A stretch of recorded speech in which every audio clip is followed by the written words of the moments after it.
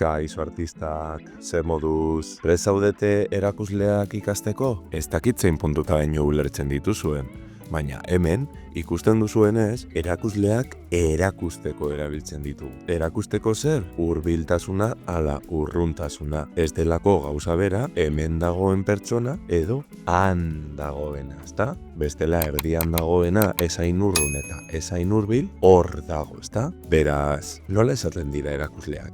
Hurbilen daudenak singularrean hau esaten dugu eta urrunenak ura. Ezta? Erdian dagoena hori. Eta pluralean badaude, hauek hurbilen daudena, haiek urrunen daudenak, eta erdian daudenak horiek. Baina horrela esan dagian ez dugu hain ondo ulertzen.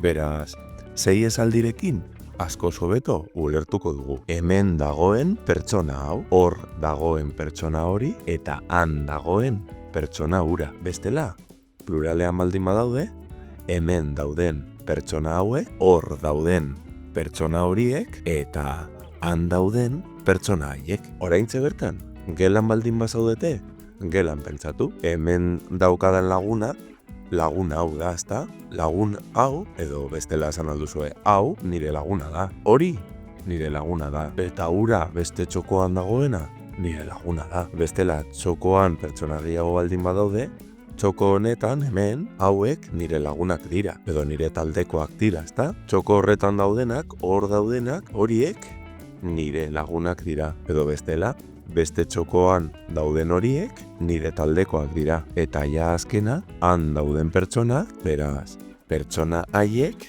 nire gelakoak dira. Ze moduz, horrela ulertu duzue? Bestela, hemen marrazkia daukazue eta poliki-poliki ikasi alduzue. Gogoratu hemen beheko partean, irudia deskargatu alduzuela. Beste bat arte...